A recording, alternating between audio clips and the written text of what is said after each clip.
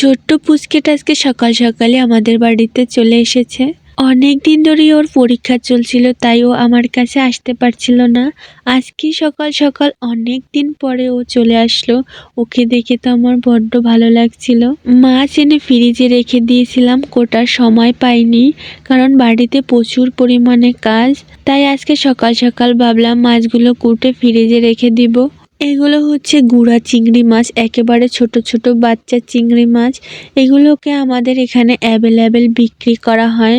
চিংড়ি মাছের বাচ্চা দেয় সময় বুঝি এখন, তাই হয়তো বা এত বাচ্চা চিংড়ি মাছ এখন এটা অ্যাভেলেবেল সব জায়গায় পাওয়া যায় আমাদের এখানকার। এটাকে ফ্রিজে রেখে দিয়েছিলাম, কিন্তু ফ্রিজে তো ঠান্ডা হয়েছিল, আমি ধরতে পারছিলাম না, তাই একটু পুকুরে এনে ভিজিয়ে ঠান্ডাটা সারিয়ে নিচ্ছিলাম। এই মাছটাকে আমাদের এখানকার ঢেলা মাছ বলা হয়।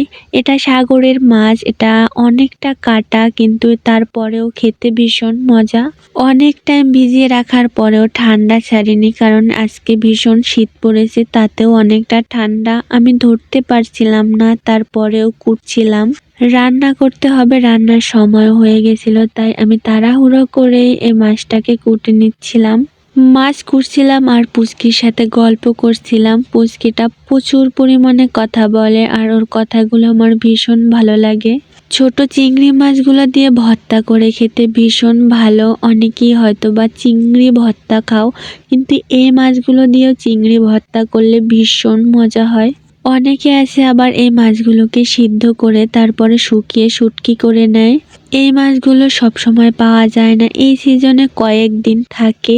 শুকিয়ে শুটকি করে রাখলে অনেক দিন এগুলো ভালো থাকে, তাই মানুষ এগুলোকে সিদ্ধ করে শুকিয়ে রাখে।